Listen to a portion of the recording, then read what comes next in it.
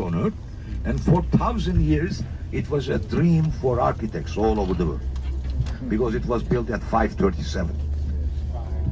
If it was a church, still it should be the fourth largest in the world. Where? Until 1950.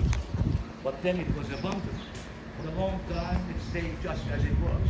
But then it was converted to a hotel and is serving as Four Seasons hotel.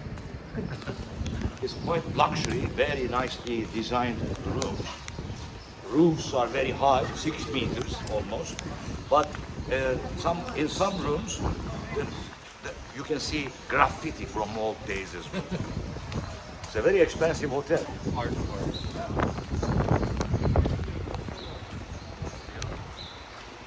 56 by the famous wife of Süleyman the Magnificent, most powerful Ottoman Sultan. His wife, Roxelana, let this box built. Still it functions. Half of it was for ladies, the other half to the south was for ladies, and this half was for gentlemen.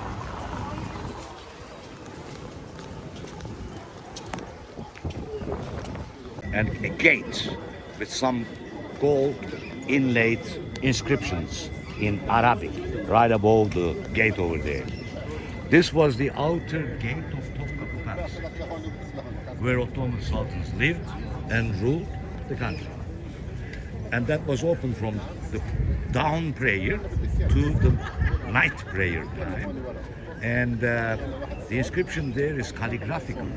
It was a fine example of writing art, calligraphy art. You should read it from right to left, but the left half is the mirror reflection of the right half there. And it says that, the Sultan's name, his fathers, his grandfathers are mentioned, and that is said that he is the shadow of God on earth, he is the protector of justice, and etc. And anyone who looks with bad eyes will be banned. 2,000, 3,000 years ago, the text, the message in those texts were very similar as well, in different religions as well. So real gold used. Yeah. No, we are not going there in this tour, because it's a big palace where there are harems. So you mentioned it was gold, material was real gold. Yeah, gold inlaid. Inlaid. Gold inlaid. Okay. Church, as it was a church in the beginning, there were no minarets indeed. And in the early churches, there were no bell towers either.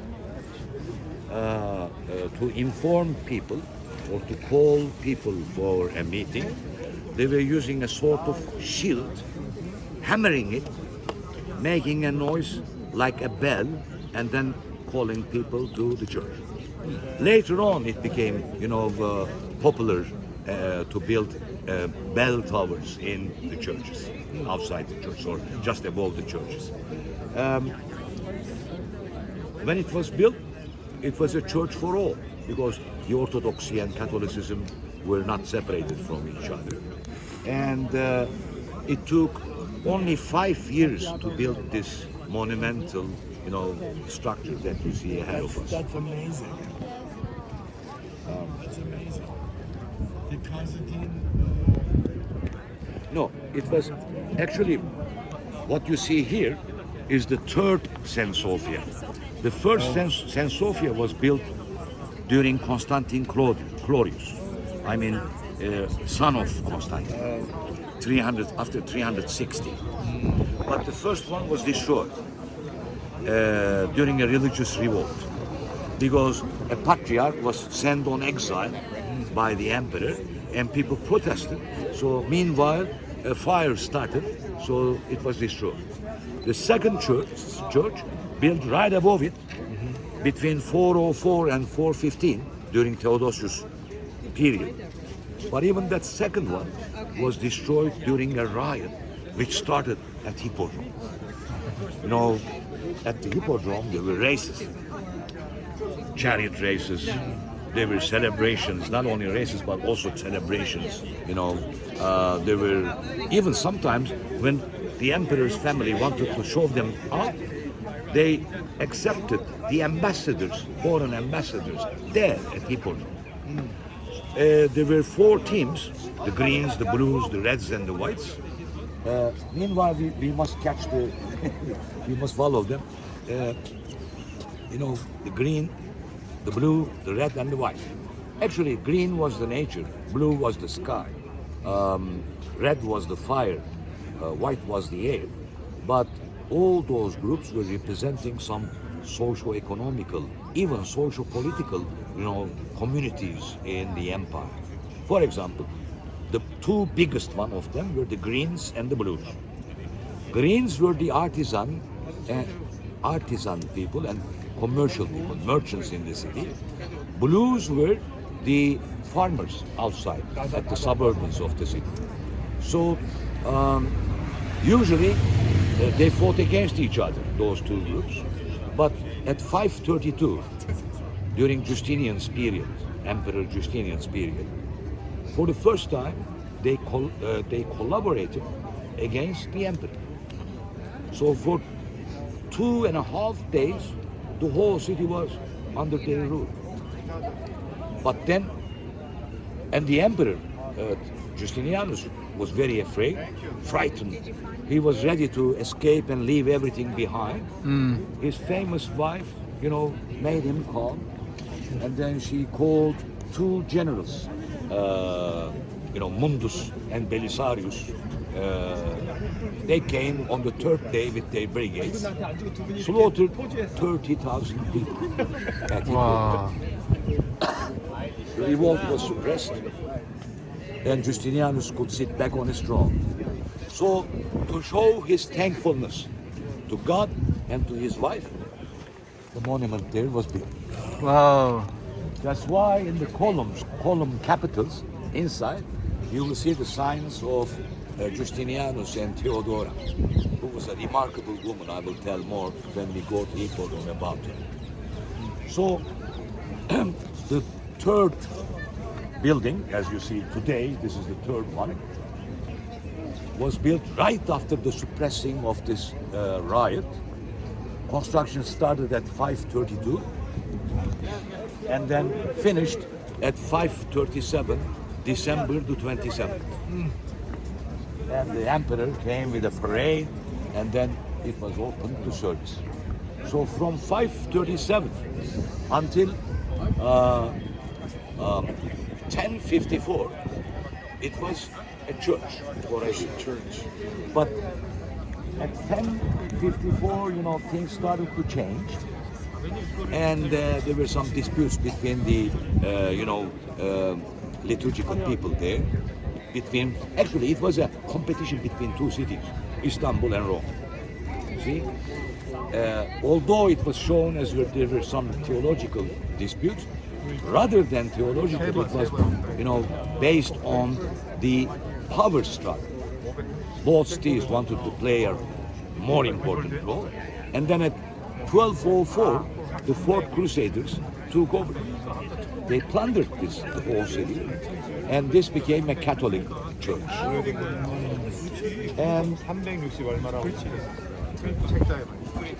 And at 1257, a Greek family, Paleologus, they organized a riot against the invading Crusaders. Then they took over. They changed the building to the Orthodox Church again. And then at 1453, 29th of May, it was a Tuesday, and the young Ottoman Sultan, Mehmed II, conquered the city when he was 21 years old. He was a very interesting person. Actually, among all Ottoman sultans, perhaps the most intelligent sultan was him, because he could speak Greek, Latin, Arabic, and Persian languages beside Turkish. He was an designer engineer, designing cannons for his army. And he was also a poet. And when he conquered the city, there were 133 churches in the city altogether. 20 of them were converted to mosques, including this one as well, because this was the symbol of the city. Here it happens a lot. And but you see, there were mosaics which are not a lot figural, human pattern, mosaics there showing emperors. There is at the altar there is Jesus and Virgin Mary's beautiful mosaic there, and many. Those were not allowed in Muslim religion. So instead of destroying them, what he did was he covered them with a textile, and then they were not visible. Later, over textile, they put some plaster as well. Is that because So, it's but his they were appreciation- preserved. They were Because of his appreciation for the arts. Yes, indeed, he had. It was very interesting. He was, for example, he was aware of Ptolemaios' geography. He translated books, of the Golden Age philosophy. So, very intelligent person he was. And, 20 of them were converted together with this one as well. So they put carpets on the floor, and it was used as a mosque. But due to the earthquakes, because this city had earthquakes in every 35, 40 years, between 6 to 7, 7.2 in Richter scale. But in every 240, 250 years, there was once an earthquake about nearly 8 degrees in Richter scale. Wow. So during all those, earthquakes, the mosaic at the altar, which I said, showing Jesus and Mary together, almost 2/3 of that mosaic, the cover on that mosaic was fallen down. Yeah. So when Muslim people were giving their prayers to Kaaba, they could see Mary and Jesus just above. It was quite an ironic, situation indeed. So the Sultan invited 2 architects from Switzerland, Fossati brothers, Italian side of Switzerland. They came here. They first cleaned out all the plaster. They made an inventarium, what they were there visible, and then they restored it again, covered it again. So after the First World War, the city was occupied by the winners of the war. And among them were the Greeks too. So the Greek army was here, together with the British and the French. And for them, this is a very important monument. They all want to see this place, under their dominion, or as a symbol for them as well. So they tried to, convert it back to a mosque. But some hundreds of Muslim people locked themselves in with explosives. They said if they should dare, then they were going to blow it up. So they couldn't touch. 2 years they lived inside, in that way. And then, the war was won by the Turkish forces under the leadership of Atatürk after 4 big battles. Then British, French, Italian, Greek forces had to disembark. Then again it was a mosque. But Atatürk, when he came here at 1934, talking to people, well, the Christian people, there were about over 90,000 Christians at that time, still in the city. They said, but this was a church from the beginning. Right. He said, yes, you are right. But on the other hand, for Muslims, this was the symbol of the conquest. So, they said, it is a mosque for us. And what he said was very interesting. He said, yes, you Christians, you are right. It was a building from a church from the beginning. But as you know, during the Crusaders, so many mosques, minarets were taken over, destroyed, and then converted to, churches. So the Muslim people want to see this place as a mosque. And he turned to Muslim people. He said, yes, it's a symbol of the conquest, but it is much more than this, he said.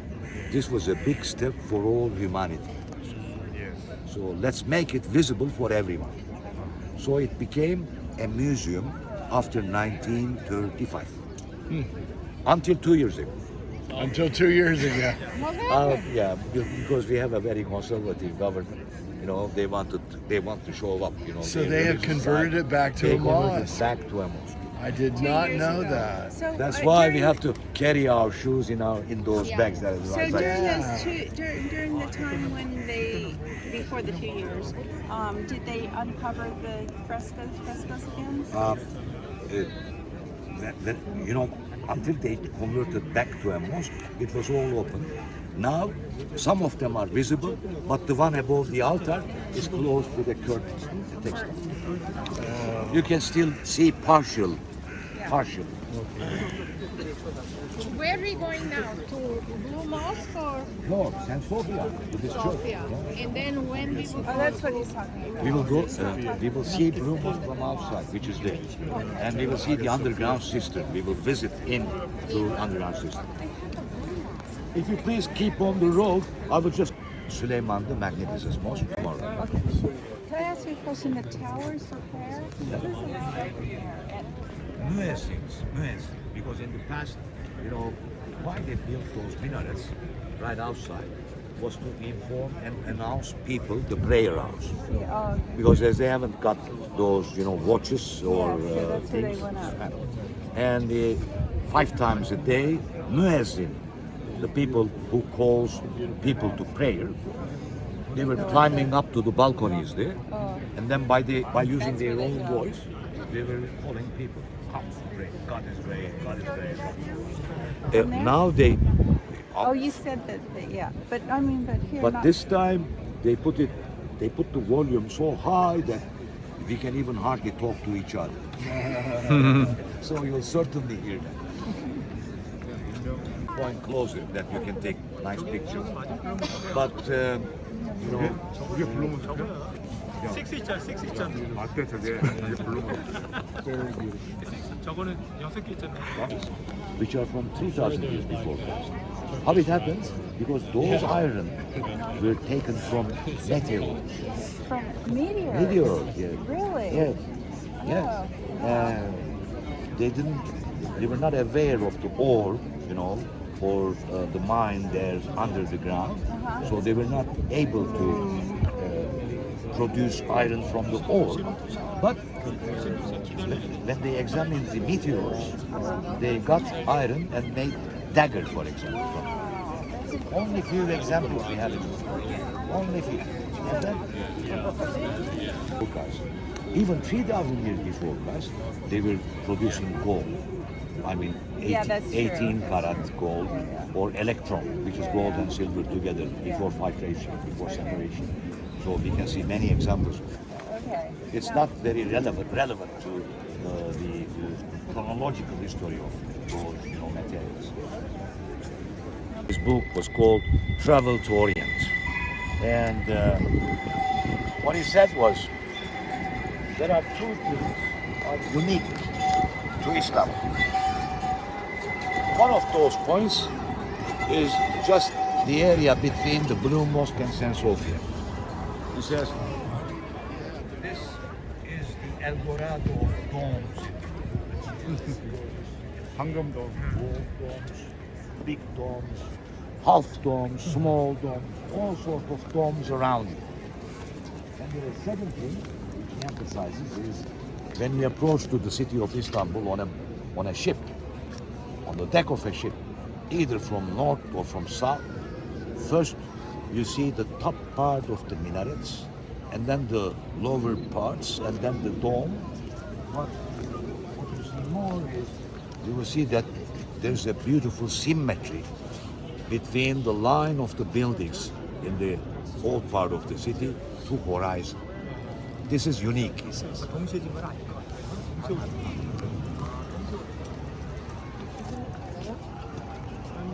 This was long earlier. This one was Earlier, and then later the blue. 1,000 years. This was the.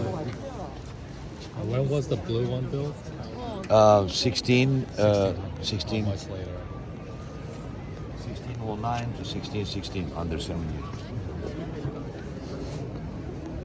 And they were competing each other. Okay. So, 3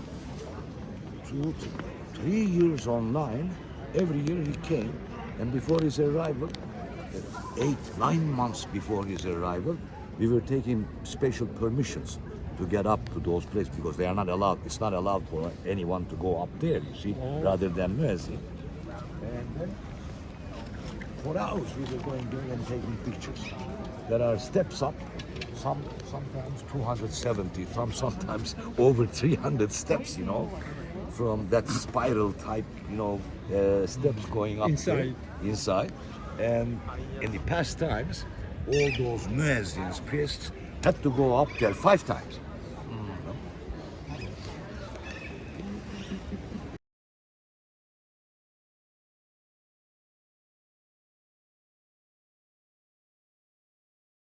Washed in a ritual way before each prayer because they have to clean themselves before prayers. So they were using this as a fountain to pray, to wash themselves.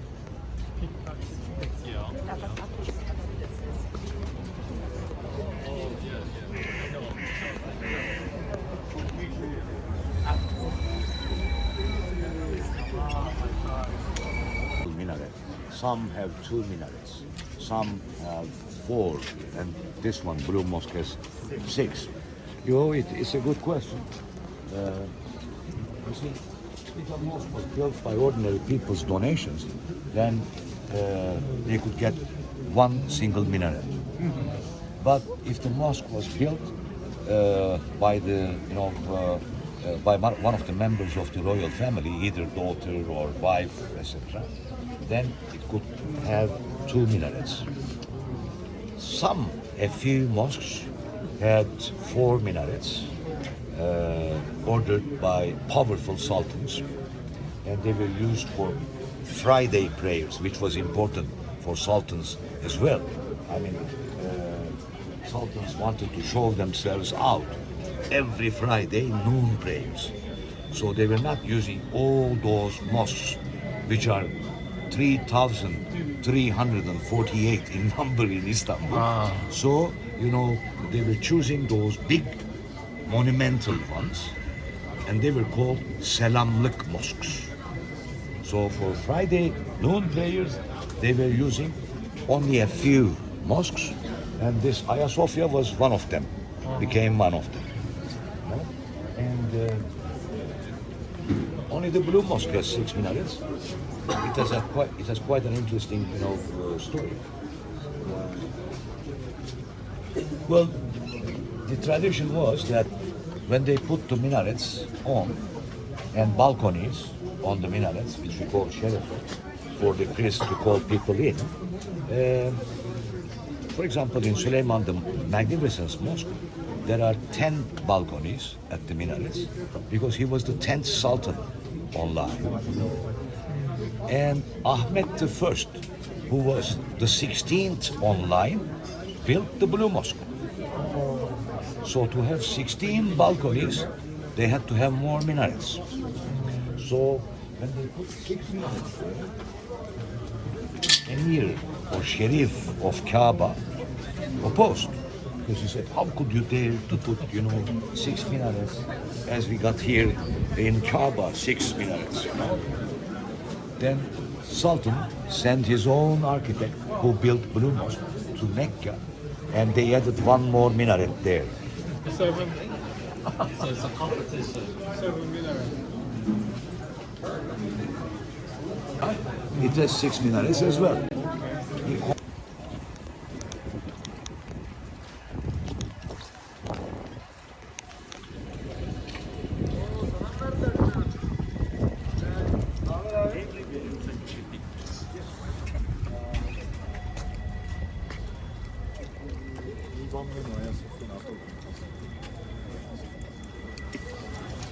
Sorry.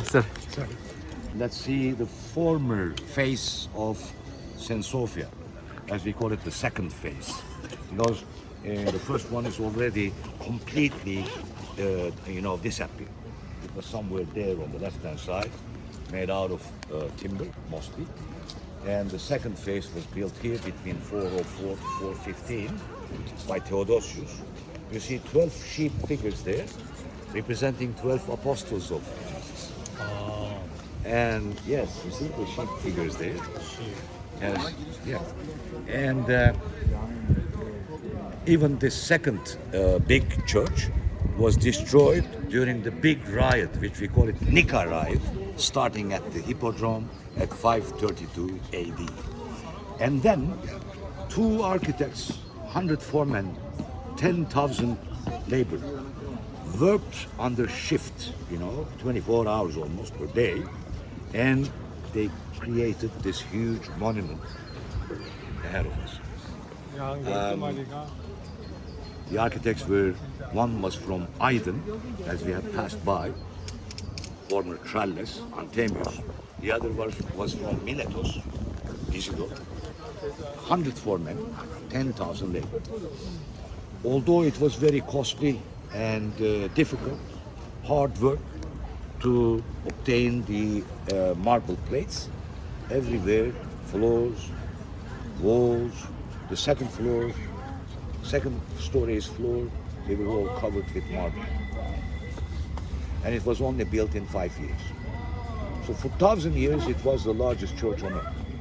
I mean, now St. Peter in Rome is the biggest one, but it was built more than 1,000 years later than this one. The second largest is St. Paul in London, which was built at 1710. And third largest is the Sevillas and Milanos, Duomo together. They were built also 1,000 years after this one. Imagine, for 1,000 years, it was a dream for architects as well, all over the world. How long did it take? 5 years it took. 5 years? 5 years. That's 532 to 537, just 5 years. Wow. And you see, when it was opened at 27th of December, 537, Justinianus, the emperor, came on a quadriga, a cat pulled by 4 horses, dropped here, just here, and then he met by the Patriarch Menas. And as it was tradition, they started to walk hand in hand. He went in to the first outer narthex, outer corridor, and then to the inner narthex. And when he saw the dome and the building, he forgot about the protocol, rules, he forgot about the patriarch. He just rushed in, put his knees onto the floor, and he shouted, he screamed, he said, "Oh, Solomon, I surpassed thee." Those were the words registered. So you will see now inside. To be complete the visit, then we will have some 15 minutes break for restrooms, and they are there. You see this cottage there, the brown cottage there, are the restrooms, and they are free. So after completing the visit, we will have time for that.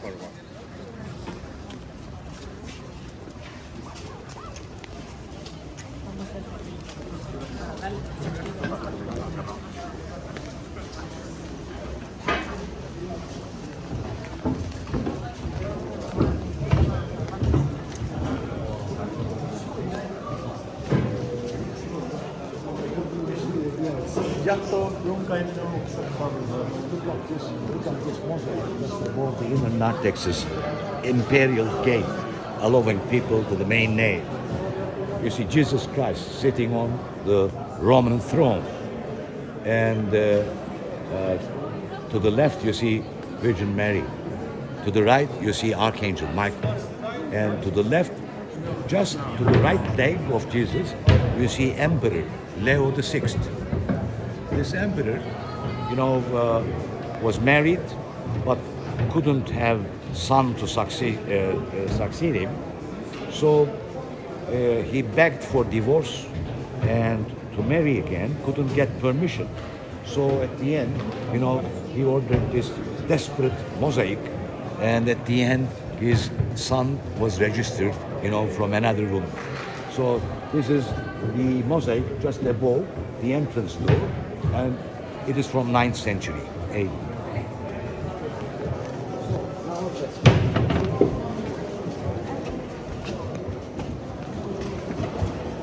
This is really cool. Where are we going to go? What's the significance of this place? Take our shoes off here. Sorry, we have to take our shoes off. Okay. within the classification. So when you mentioned it, I was surprised. When I was guiding here to many different groups, I was more proud, you know. But now I am a bit chased because for me, personal approach is, you know, church, mosques, synagogues, they are, you know, the sacred places for those people who worship. So if it is a synagogue, it should be preserved as a synagogue, as a church mosque. That's why I was, in a way, proud when I was guiding people, doing acts, you know, as if that is open to everyone to visit and to show it for all world. Unfortunately, it was just limited as a mosque, although it was not built by Muslim people. That's the question. So, anyway, you see how big it is. The dome was like a light cover for the fishermen and for the navigators at the bottom. They could see this, the lights coming from the dome. And the axis is over there. So a little Turkey.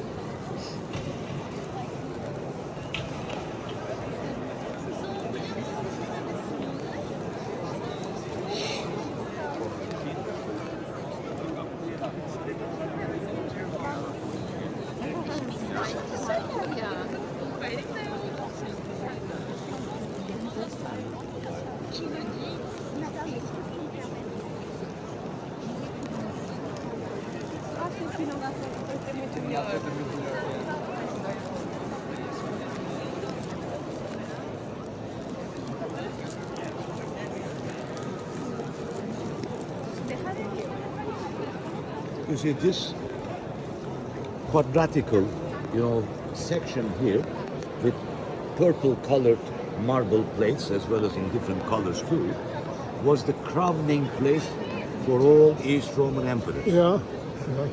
When there was the crowning ceremony, one of the thrones were carried up to the balcony there, right above the big entrance gate. You see there are two chandeliers there. In between them, they put the throne and the new emperor's wife. And if his mother was still alive, they were sitting together to watch the ceremony.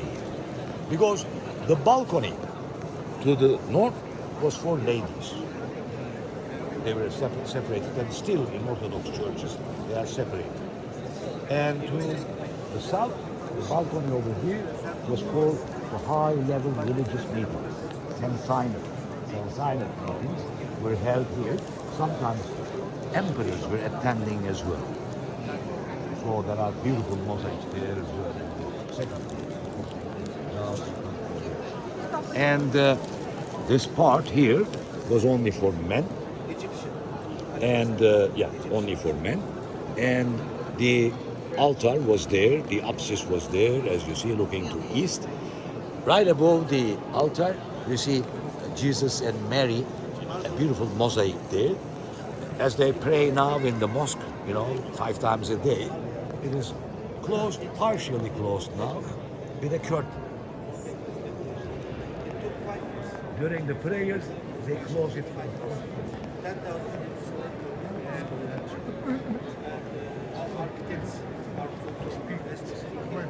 You see these inscriptions, and they cut those inscriptions before they were Christian. No, they are specially made, and they are laid. Those wooden plates are about 8 meters in diameter each. Linden tree, they are, and then on it they inscribed in gold inlaid manner calligraphical names of Muslim characters. For example, this one is Allah, the God here. This one is Prophet Muhammad. This one is Abu Bakr, the first caliph. Omar, the second caliph, who was famous with his justice. The third is the third caliph Osman. The fourth caliph Ali. Hassan and Hussein were the two direct descendants of Prophet Muhammad, who were martyred during a political struggle among Islamic sects. That's why those who follow Hassan and Hussein, who were martyred in Iraq today, every year they go there and they beat themselves with iron chains until their body bleeds. So those were the two martyrs. Yes, sir. Where are those four apostles? No. There were four apostles, four evangelists. No, it was in Korah, in Hagia. Not here, in Korah. In Korah there were mosaics and four Bible writers. Evangelists. Evangelists. They are there, not here. Sir. I'm wondering the blue and brown. This is the an angel? Jesus, Sephardi. Yes. Sephardi angel. Angels of the throne of Jesus. Oh, this is what Yes. I asked. This is what I asked you. Ah, Yeah. This is the angels of the throne of Jesus.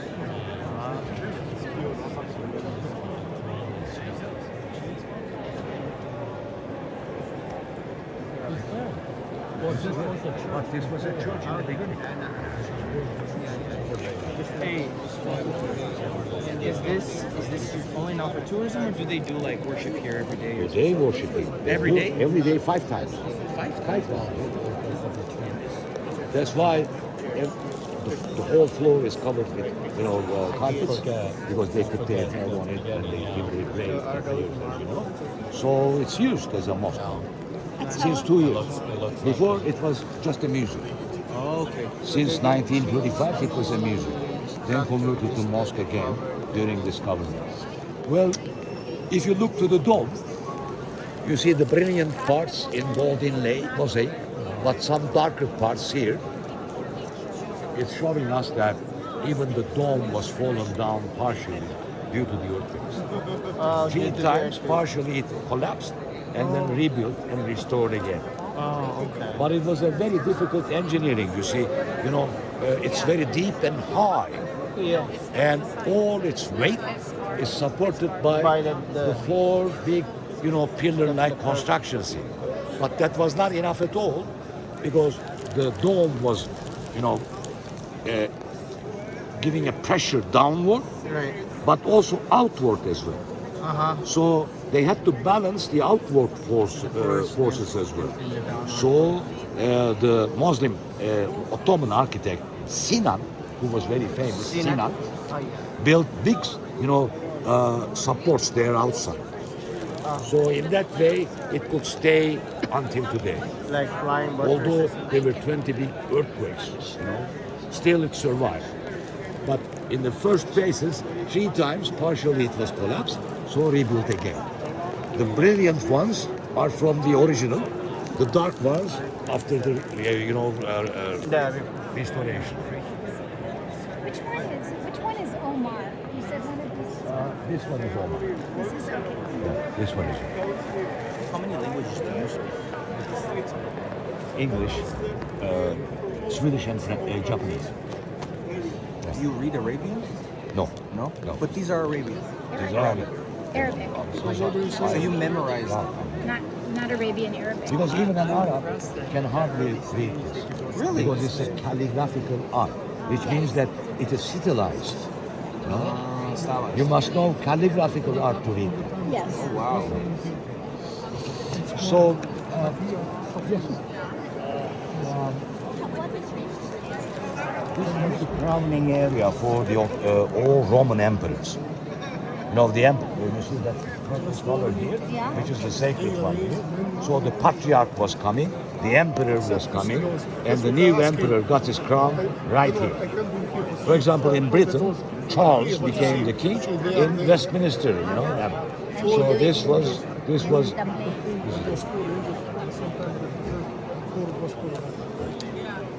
So these are untouched. This is the eagle, the man, the ox. So in modern time, with the fall of the Ottoman Empire, they needed to be museum. So when I was here, This building. For example, one says that Russians were not Christian. Actually, the Russian people, although we call them Slavic, Rus or Russia were from Vikings. Vikings had trade colonies there along the rivers over there, and they were called Rus or Ras. Rus. The word comes from the Viking language. later Slavish people occupied, and now they speak Russian, which is a Slavic language. But the word comes from Vikings, and they were not Christian. But a prince, Vladimir, visited this city, and when he saw this church, at that time, all those grayish-green columns had silver bells. All those purple-colored columns, 8 in number, they had gold, bells. The mosaics, the candles, the oil lamps were giving such an impressive atmosphere that he said, well, the most suitable religion for our people should be Christianity. So the Russians became Greek Orthodox afterwards. This is one of the sayings. Now, another one, you see, if you approach here, let's follow me.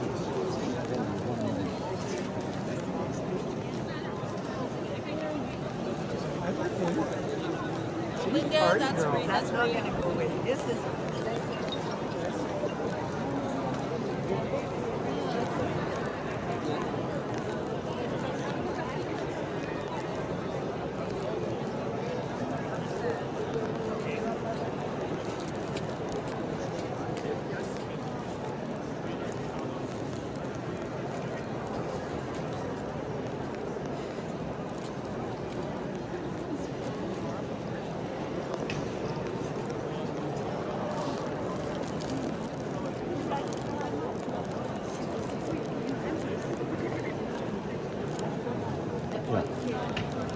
You see, there's a big marble picture here. This, big marble picture. Here on the left-hand side, and there's one more on the right side over there. Yeah. Those 2 pictures, plus one more, altogether 3 pictures, were found in Pergamon. It was, Murat III's period, late 16th century AD, the Ottoman ruler. A farmer, when he was working on his field near Bergama, he found 3 pictures underground, all full of gold and jewels. Wow. Usually, but it is from 2nd century BC. How it happened to have such jewels and valuable things? Because, actually, such type of pictures were existing since late Greek era, and in Romans too. To preserve, food or drinks like wine or olive oil in cool standards. They were built for that purpose. But if it was an emergency case, and if there was a real, threat, then they were taking all their valuables into those pictures like safety boxes and putting them underground until the danger was over. So probably it was such a thing that people, took their jewels and put in and then hid them. And centuries and centuries afterwards, at late 6th century, the farmer found. The farmer was very honest man. He declared to the governor, and the Sultan heard, so he called him here. So 2 of those pictures were taken from him with the jewels together, and the jewels, valuable things, were given to the state treasury. The 2 pictures were put here as an ablution fountain for the latecomers to the prayer. There are taps there, so those people who came late could wash themselves in the Muslim ritual before they could give their prayers. And the 3rd one was given as a present from the Sultan with its valuable to the farmer. So at once he became a rich man. But unfortunately, after the First World War, when Western Anatolia was occupied by first French and then the Greek forces, the French found it and brought it to Paris. So the 3rd one is now in Louvre Museum. The 2 are here, as you see. There's another legendary, hole there. You see on that column behind the purple one there, there's a hole there. This is the so-called the sweating column. It happened that there was a hole there, And when people put their thumb in, if they had headache, it was cured. But by time, gradually, it became a wishing point. Now it's a wishing point.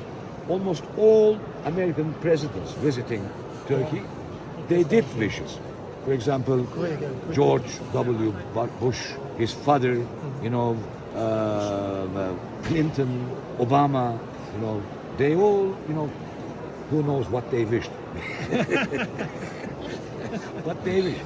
So, and they say that, as they say, if they can turn their hand 360 degrees, then their wishes will come true. Indeed, it is just a wishing belief, indeed, but so many people do those wishes, there. Even when Obama was here, there was a cat showed itself, and he carries the cat there. Photographers took many photographs there, and this cat is still known as Obama's cat. Somewhere around here. For most of them, this probably may be first time that they are in the mosque. Would you just 3 minutes to tell them? I hope that you can see in the mosque are very, very simple. Tomorrow, sir, we will visit Süleyman the Magnificent Mosque. Inside, I will give. But pay attention, they're not. What you see here is because it used to be the church, but mosque is very, very simple. There are altars. No, it's not allowed to go up. Oh, really? No more. No more? Oh, wow. Sorry, I want to interrupt you. I know some of them will never do that. I will give information about it. They go in the morning, so you're surprised because they never come before in their life. Let's meet just here in front. I will show you one more mosque. Okay. I'm telling you.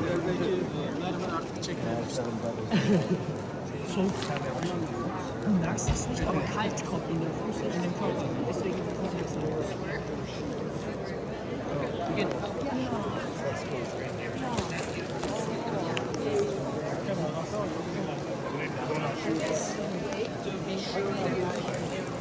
This way, Rudy.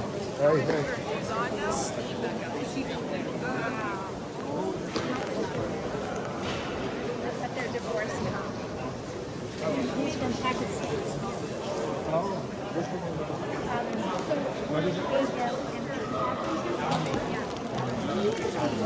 The empire to be leaded from Rome instead of here. St. Peter's Church was built there.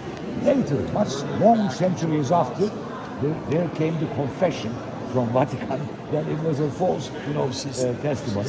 Anyhow, it was a very successful maneuver, political maneuver to get people around Vatican, around Rome.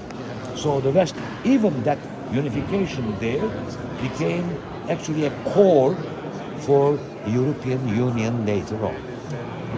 So it was a very successful. The main object of objection between Western and Eastern Church, the Western Church believed they could put statues, how do we call them? Images in the church. East Orthodox Church, no statues, only icons, which are the pictures. And by the way, if this was the original church, you could see many, icons here. So if you visit any, so that was really, for centuries, the main contention between the two churches. Finally, they split in 1054, and that's how we have actually really Roman Catholic Church began in 1054 in Eastern Orthodox Church. Before that, they were simply Christians. There was no Eastern and Western part. Sir, the dispute was so big that just before the Turkish conquest, the priests here, Orthodox priests, gathered people in this church, and they were praying, for the, salvation and rescue. But the patriarch told that he should prefer to see Turkish kavuks, big hats, rather than, Catholic people here. That was such a big, dispute. It was hatred between the At the center, yes. Jesus. You see the message there. About I am the light and the peace, which writes there. Mary, Michael the archangel, and Leo the Sixth, the emperor, begging for help in a desperate position from the Lord, because he couldn't get son to succeed him, and he was wishing help from the Lord, you know, actually to be able to divorce and marry again. But do you have any idea why they did not cover the picture? Because for Muslims, any deity, even Muhammad, there is no visual presentation. That's a blasphemy. That's idolatry. But there are some things they really preserve. I don't know. I don't know why. Christianity, there is a period called iconoclasm. Started at 726, ended 843 AD. Perhaps under the influence of the Eastern understanding as well, iconoclast people were opposing to any representation of Jesus or Mary, even the paintings, you know, mosaics, statues, everything. So many of those earlier mosaics were destroyed because for a time they were dominant. But after 843, then it became liberal again to put, you know, to make icons, statues, you know, presentation afterwards. So that's why we can very hardly see earlier frescoes, mosaics, you know, before iconoclastic period. Very, very seldom in the world. There are only 4, you know, paintings earlier than the iconoclastic period, as far as I know. So this is difficult. Perhaps they were under the, you know, influence of the Eastern understanding, but as Ranko said, the hatred was so big. But do you know the theological basis, as they explained, was those figures, statues, and so came introduced because of the translation of a word from Greek to Latin. There's a word in Greek called proskinesis, which means to respect. But it was translated to the Roman Catholic, to Romans, as to worship.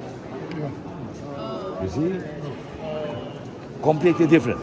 So, telling that, no, we are not worshipping when we have the statues, the other side appeared as if they were blaming the others to worship to the statues. That the dispute started in this way, theologically, but the main reason was the power struggle, political struggle between two cities.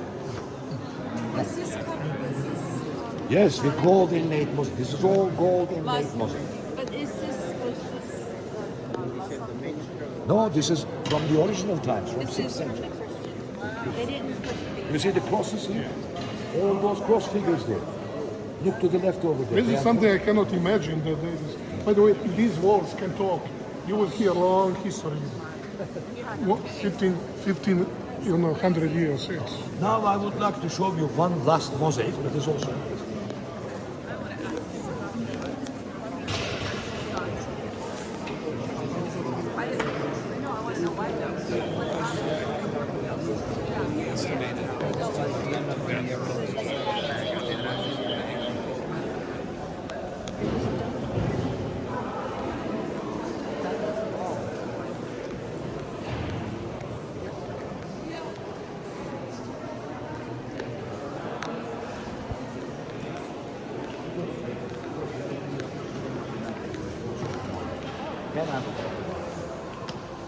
We have a long tour today.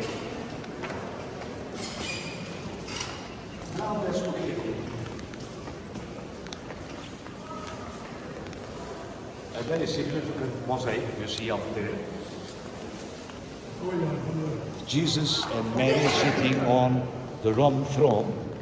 On the right side, you see Constantine, who declared the city capital as the capital city for the whole Roman Empire, and dedicates the city to the Lord.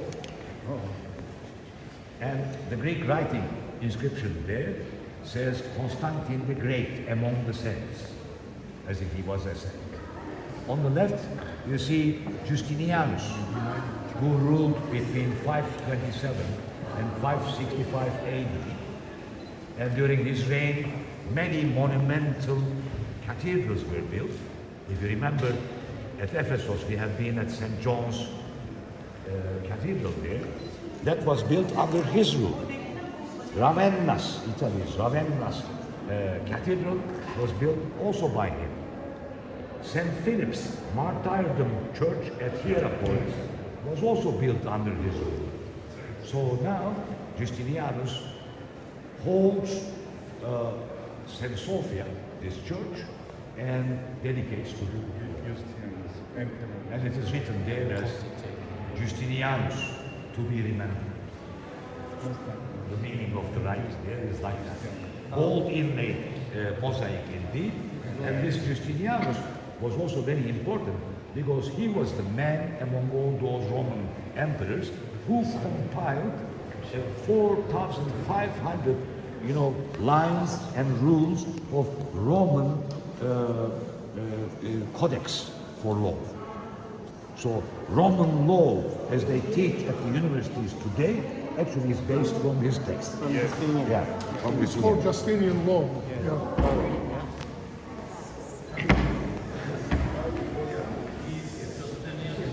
Won't have any water. They cannot survive. They need to open the doors to go outside to find the water, and then we can go inside and conquer it. That is why enemy always destroying the aqueducts. That is why they were holding enough water for 2 years. Because even if the enemy destroying aqueducts, people had enough water for 2 years. Because enemy also didn't have enough sources to, attack city for 2 years. They could stay here maybe like 3 months or 5 months or 2 months because they had also limited sources. And one of the biggest problems back then All the water.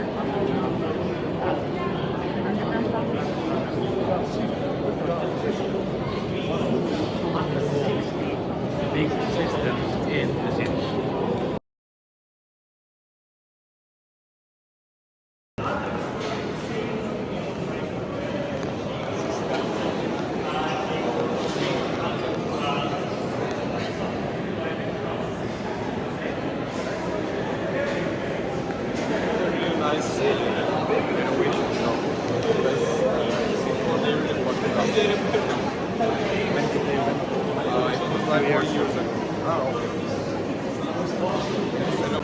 Although they built 4 different aqueducts, forming the longest in the often there were wars because so many different people wanted to conquer this city. Russians, Serbians, Huns, Arabs 3 times. Many different nations wanted to, overtake the city. So the first target for the enemy when they attacked was to cut the aqueducts. So they had to build so many cisterns here like this one. This one is about 140 meters long, 70 meters wide, 9 meters deep.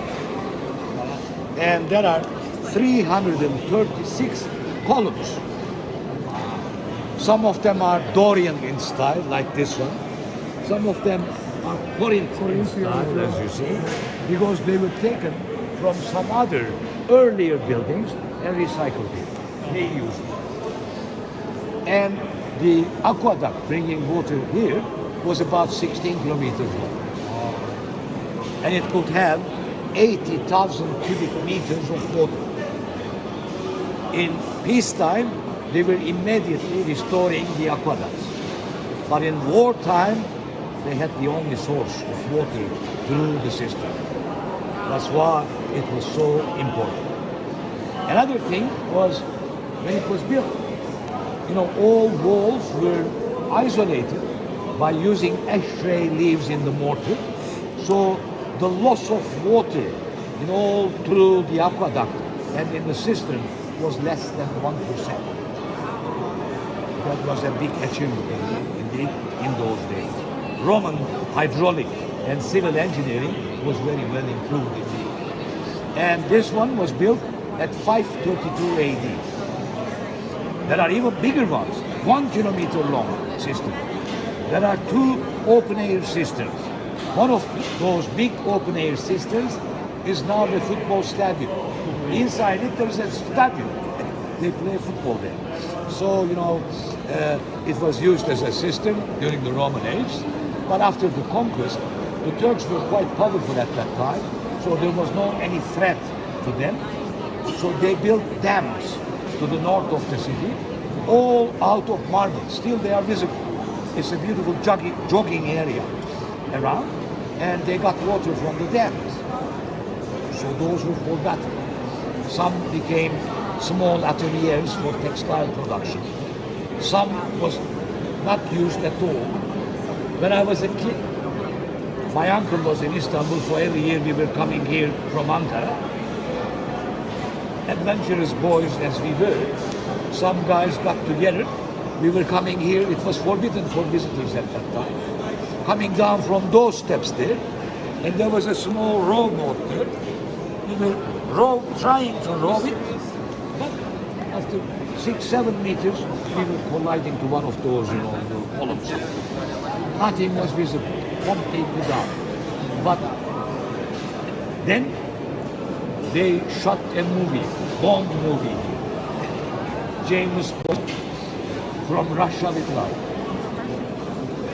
According to the movie, Sean Connery, Bond, was coming down, taking our same small rowboat, rowing to the other side, and according to the movie, at the other side there was a Russian consulate that he could listen secret talks to.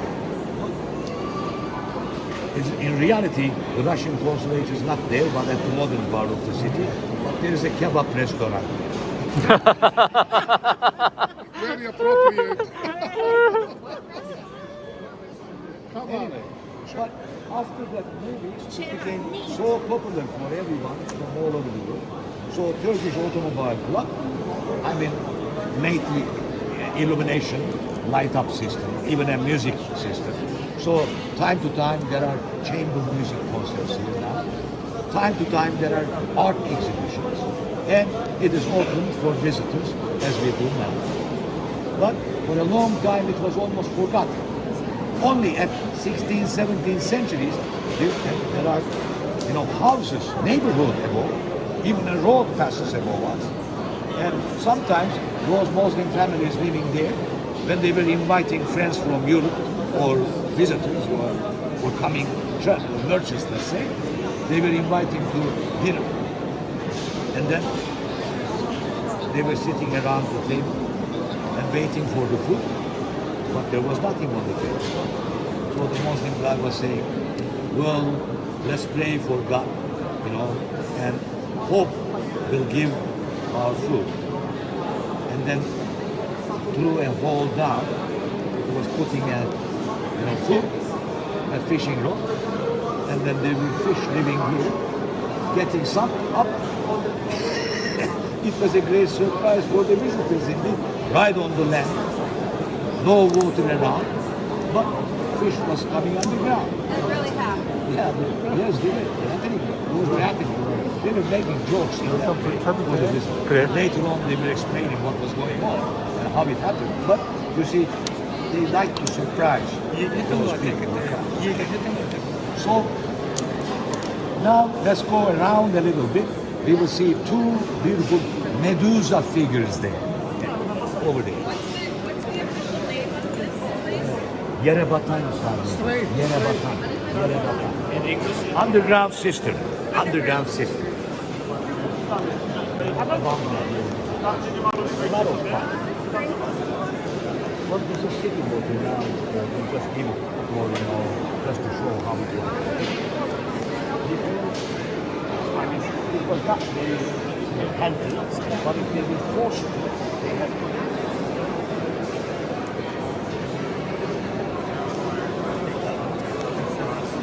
Thank you.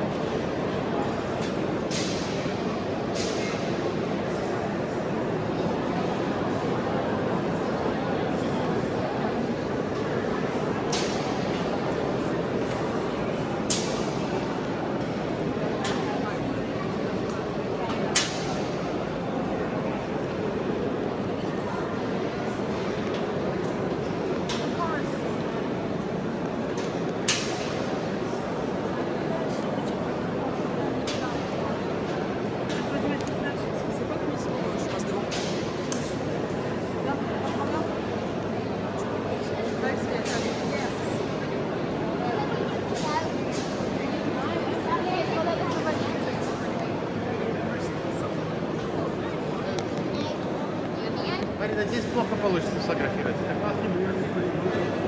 А потом Yes, yes. But only 6-7 meters, then collided to one of those, because it was all dark.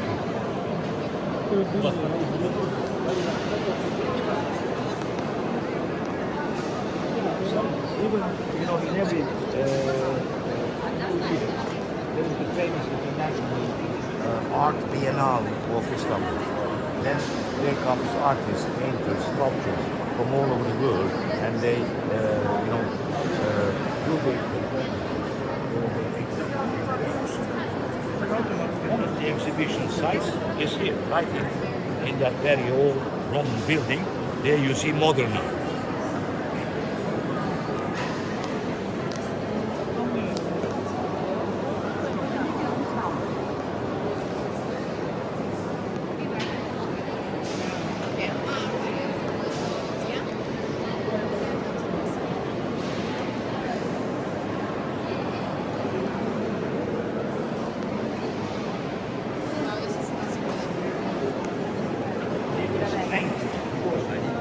Just above this, there was going big buses, trucks, trams. So this thing.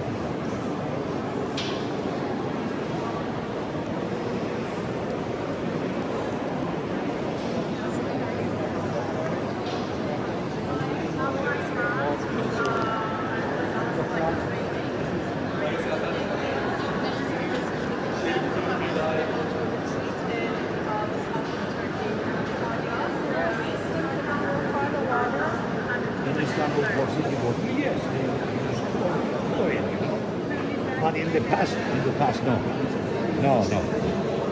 That's why they have to make it empty time to time to get fresh water from the aqueducts.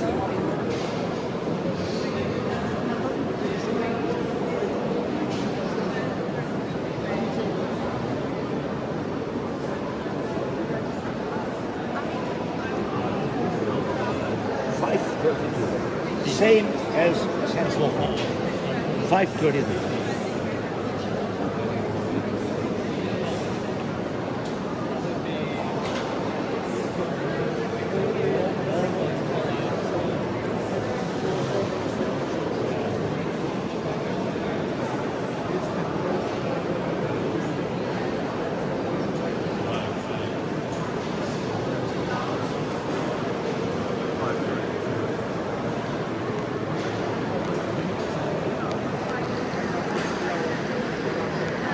Started 5:32 and completed at 5 p.m.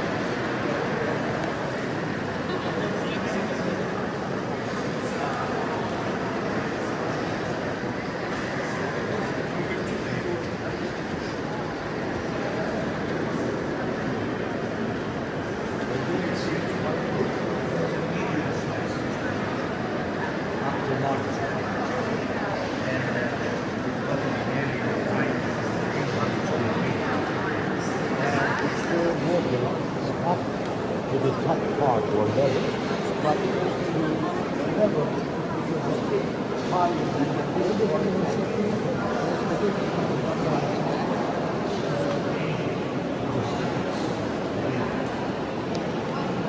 this means that it contains about 80,000 cubic meters of water stored for the morning.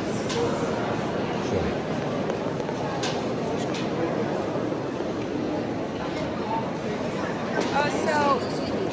So this water wasn't. So this water wasn't used on a regular basis. No, only war time. Yes, in the past as well. Now it's not used at all. But in the past it was used in emergency, not always. Because they got 4 aqueduct systems.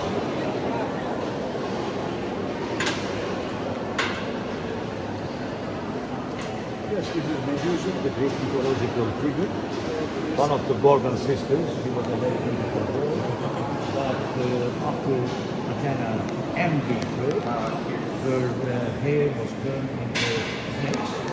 2 wild boar, horns were added to the head. And when she looked at people immediately was converted to stone. There are many different stories about the background of the stone, but roughly that Medusa, formerly a beautiful girl, because of a love competition, Athena, goddess, got jealous, so she punished her by converting all hair to snakes. But what happened then? Her lover, shocked what he learned, and then searched for her. But before he did so, Athena borrowed her golden shield. So he was searching, and at the end found, Medusa. So Medusa, there were lights coming from Medusa, reflected from the golden shield, hit backward, fainted, and then killed by the lover. So that's the story about her. Mythological figure indeed, but a pagan figure. But this system was built after Christianity became the official religion for the whole Roman Empire. So no more pagan figures were allowed. So that's why it was used as a construction material here and turned horizontal to the ground, as you see. The other one is turned upside down. Where was it originally, Attila? Where was that originally? Originally, in a Roman building somewhere near Hippodrome.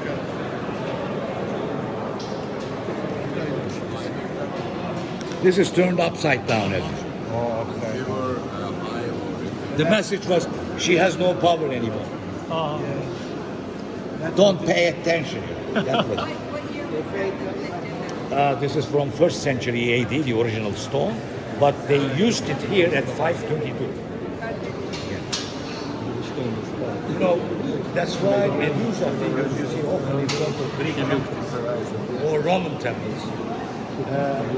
There's a message to people visiting. The message is clear. Be respectful of others.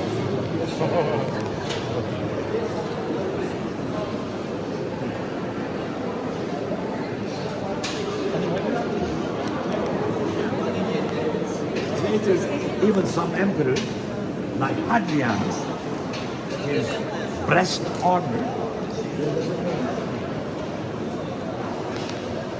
to frighten the enemies.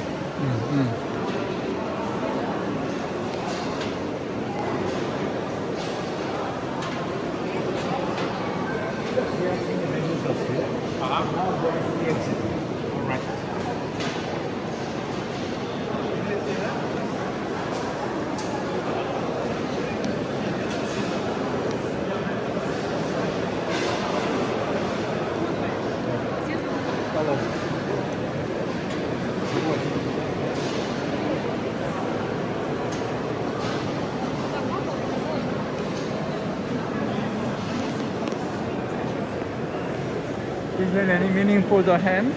No, this is a modern art exhibition. Just art. Thank you.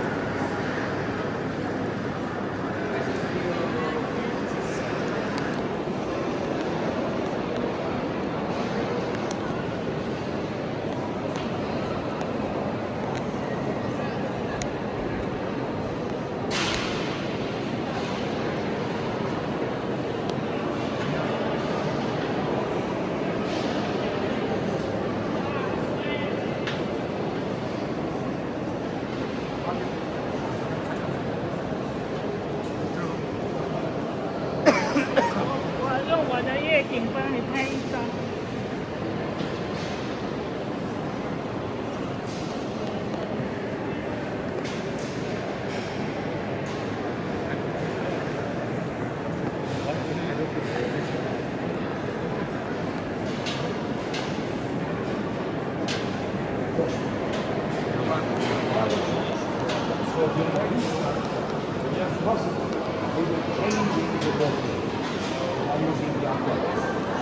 What they did immediately after the war was to repair the aqueducts.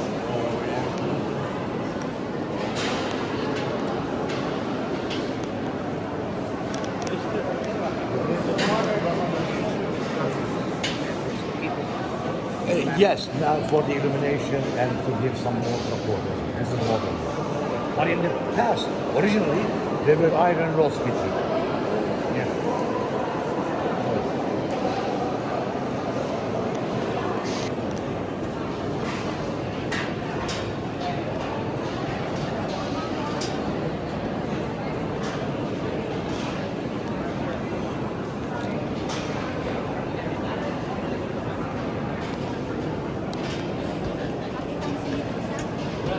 Some blood sugar.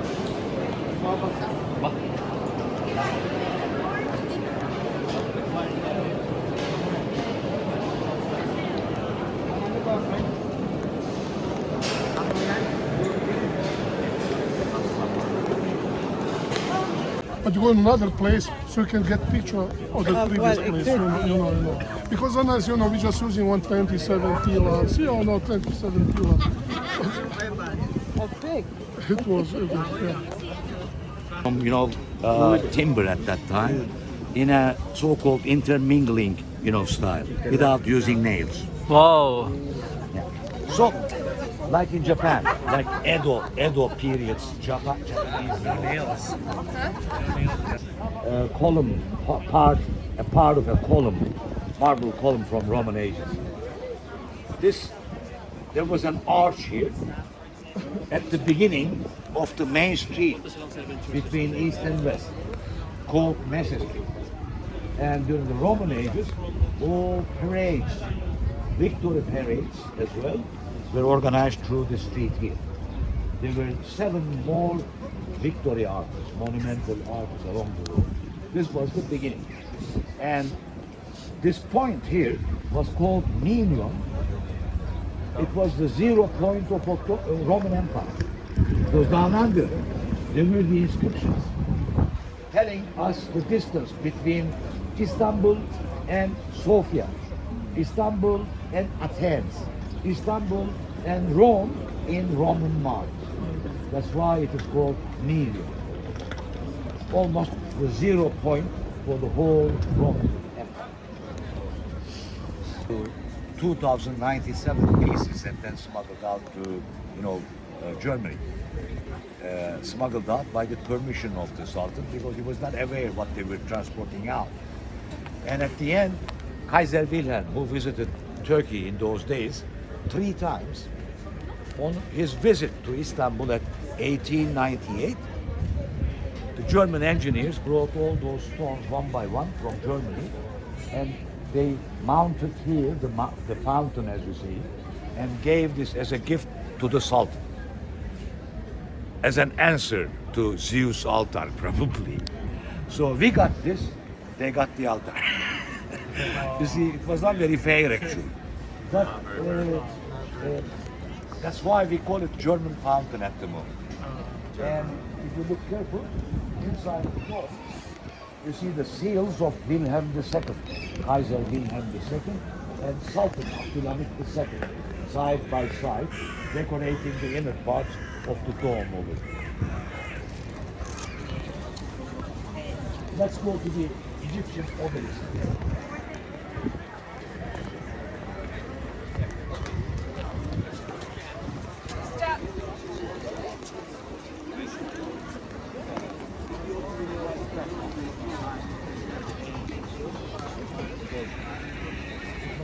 Long time ago.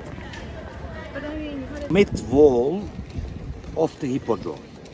And at that side and at this side, there were the seats of the audience. So around us the spine wall. You see, to give an idea, spine wall was about 3 meters below me. And the race piscine for chariots was about 7 meters below that road over there. So this wall was a height like a line around which the chariots were going there. And this podium, spina, spine, like backbone, you know, was here, decorated with obelisks, columns, statues, beautiful statues. For example, right there were the famous statue of 4 horses. Now you can see them at Venice, at St. Mark's Square. Because during the Crusaders, they were taken to Venice. Almost 95% of items that you see in Venice were taken from here during that. That's sad. So 80,000 people could sit at the tribunes there and to watch the races for chariots or parades or entertainment by circus organizations. And even when emperors wanted to show themselves off, they were making organizations that foreign ambassadors were bringing gifts to him to strengthen his position, to his own people as well. They were making such PR organizations in those days too. You know? And even Constantine, when he passed away, there was a huge ceremonial burial made for him too. I mean, it was a burn, that was burned 3 stories, and at the top there was an eagle representing the Roman emperor, just let fly when the fire was started. And the fire was started right at the, burial procession down there. And as I said, it was too big, 483 meters long, nearly over 1,400, feet, 117 meters, wide, around 400 feet, 80,000 people could sit, and during a race, chariots had to turn 7 full turns around the spine wall here as I stand here. And there were counters on the other side and this side for the watchers, watching audience to follow up which chariot fulfilled how many tours around the, Hippodrome. But so often there were riots started here during the races. The most famous one is the Ica revolution, where Greens and Blues collaborated together against Justinianus, as I mentioned before. So that's why St. Sophia was built afterwards, as the to show the thankfulness of the Emperor Justinianus to the Lord and to his wife as well. So let's walk to the obelisk over there, Egyptian obelisk. While we were driving in, you showed us the original wall. Yes, I've seen the was original. it? The other side, yes.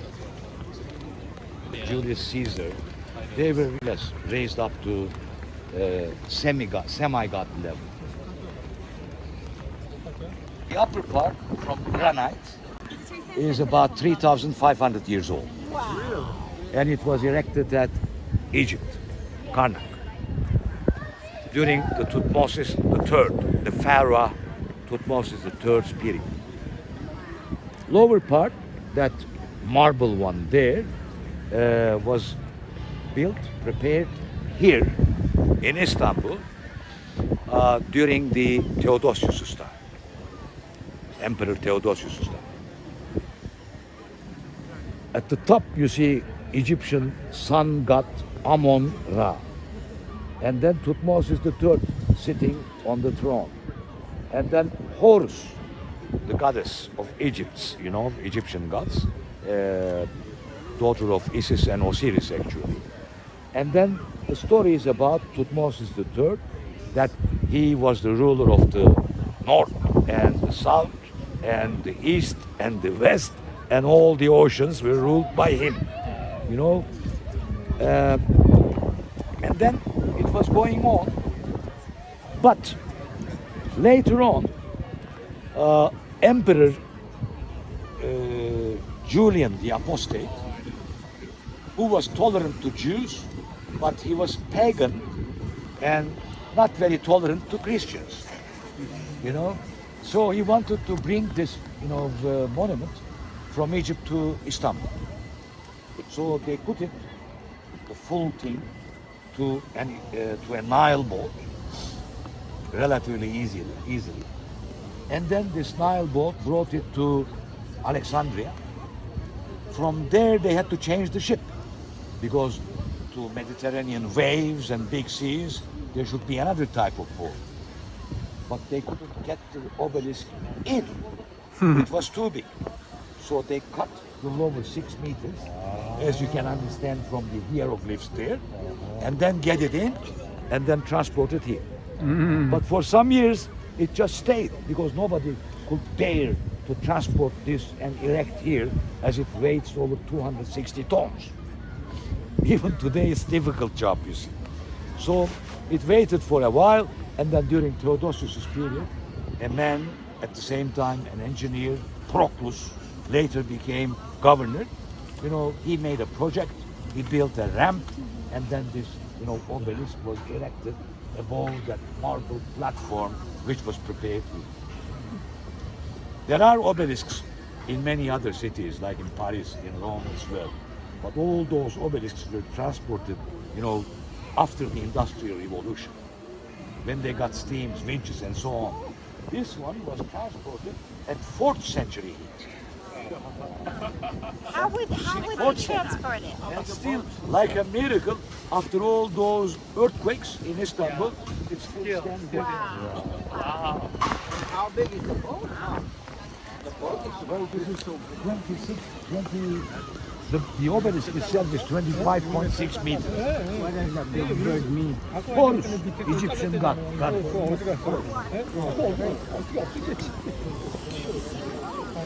중요한 건 여기.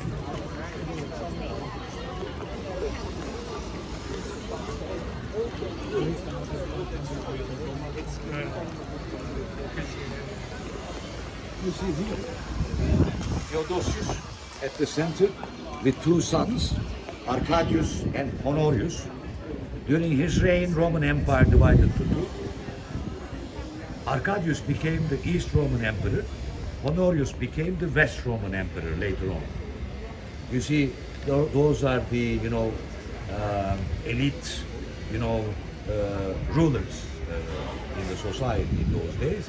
And down here you see ambassadors giving their gifts and donations to the imperial family.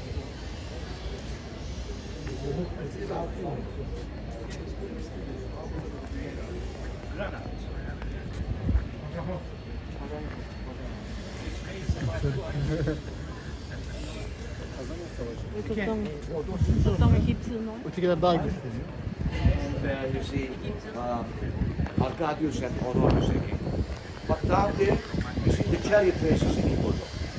Athletic races, chariot races, circus shows and performances are depicted down there.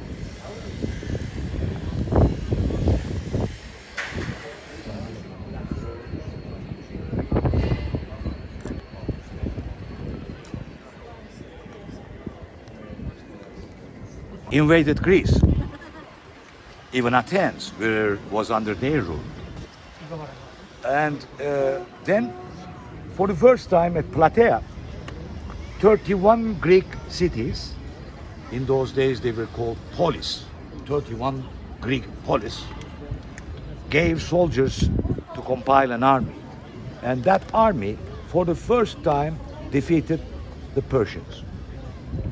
And one messenger started to run to give the victory news to Athens.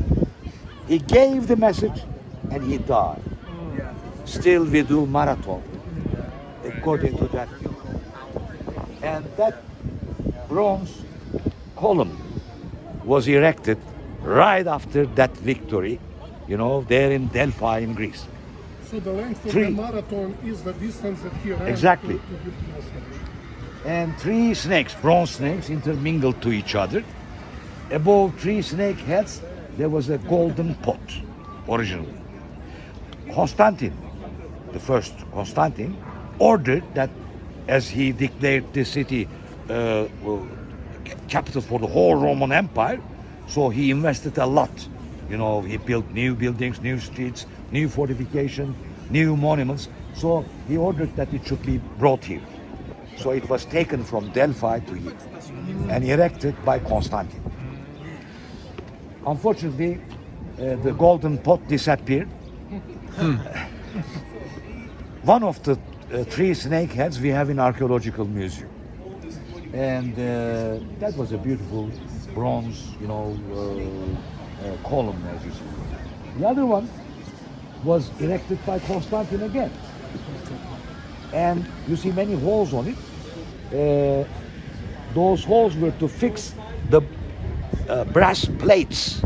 It was all covered with brass plates, as if it was gold, shining so much. So Crusaders, when they were in the city, they thought it was gold. So they took them down.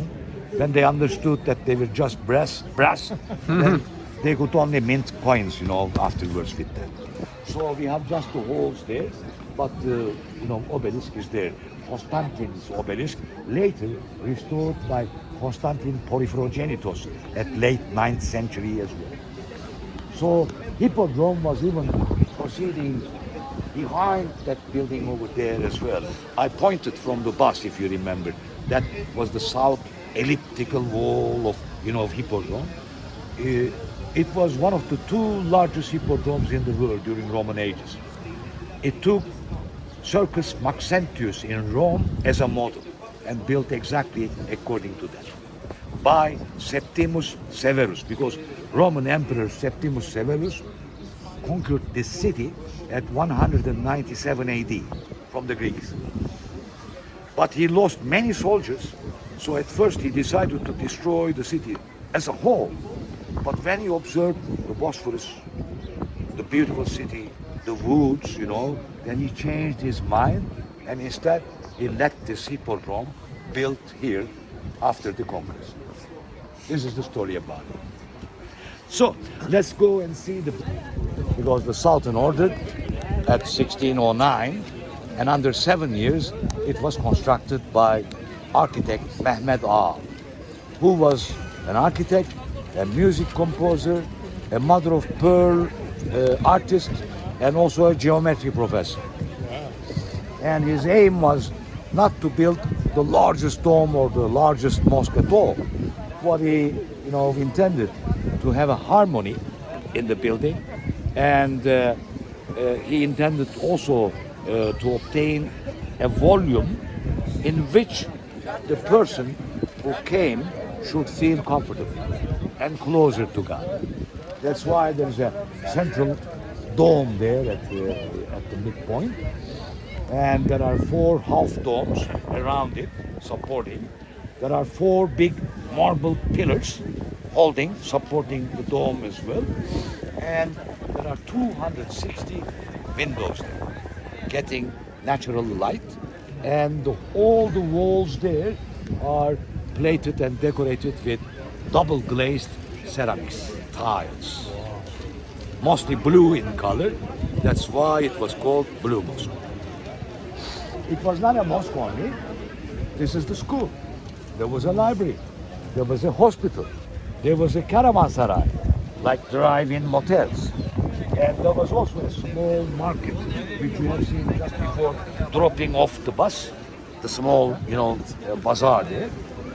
That was also built together to raise money for the upkeep of the mosque. You see, it still gives money for the upkeep of the mosque there, as they are making restorations there.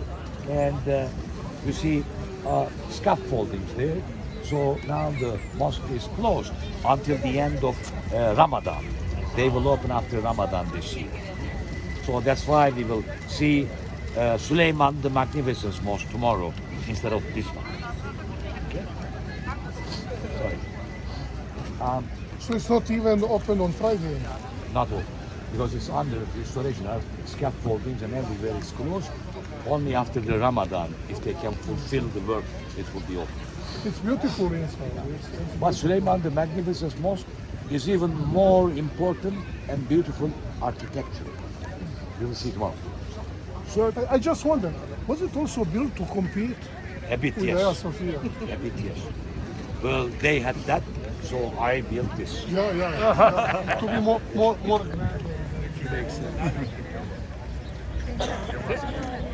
Christian. The leader of this mosque, they're both significant leaders in the city.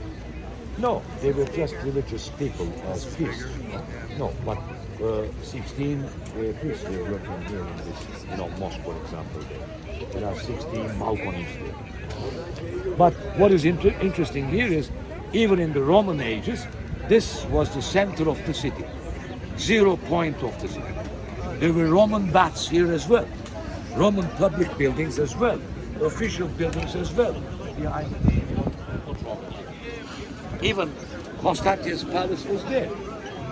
Palatium Magnum, the great palace, was to the east of St. Sophia over there. And if you like to take pictures, let's take about 5 minutes break here. Go a little around and see, take pictures, and then meet here, and we will walk to the At what time to meet? It is now printing company. Little up there, there are many publishing companies, bookstores as well, as they became popular after 19th century. But now let's go to the front bazaar. How far is it? Still it functions in the same way.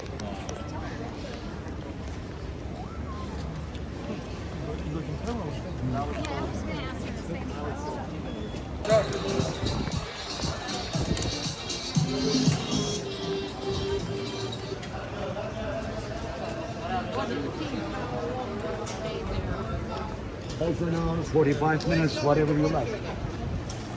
Whatever you like. I will ask now from, pepper. Pepper we produce a lot. Thyme, oregano or thyme. And for example, many shops sell caviar as well.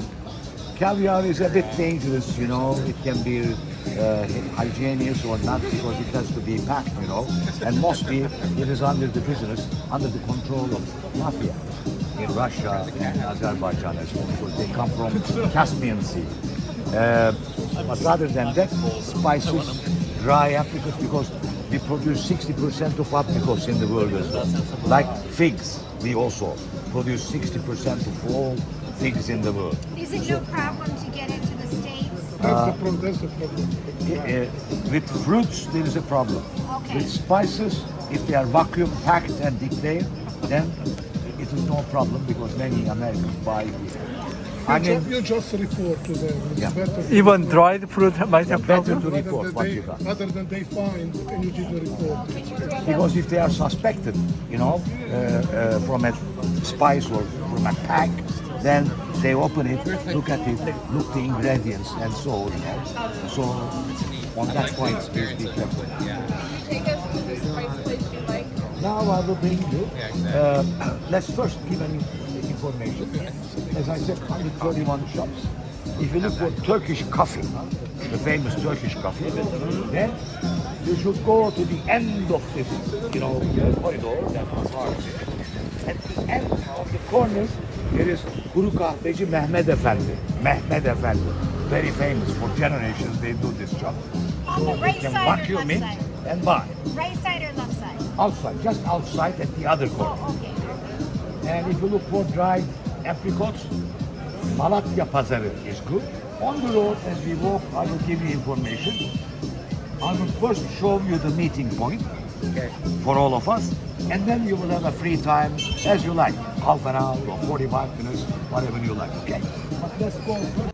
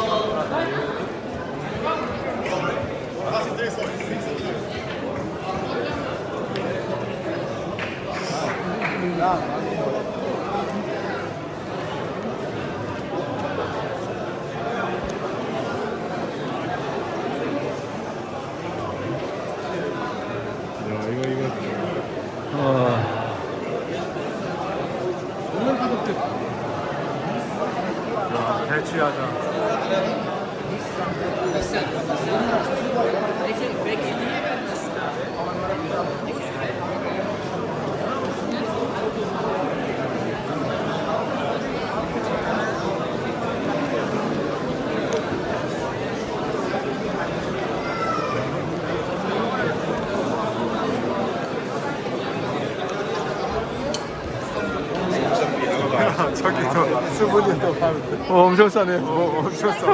Now is longer. We are now here to the north. Okay? And And you can always ask somebody gate one where it is. what about 3 o'clock? 45, more than 45 minutes. Is it enough or is it long? No. Not enough? Enough? Inside. And then we will go to Grand Bazaar and we will have some 1 hour, 1.5 hour, depending on your wishes, there, a free time. And then we will get on the boat about 1:15 to 1:30, and we're gonna have lunch on board during the cruise along the Bosphorus, which is the most beautiful part of the city actually. 여기 언제 오겠지?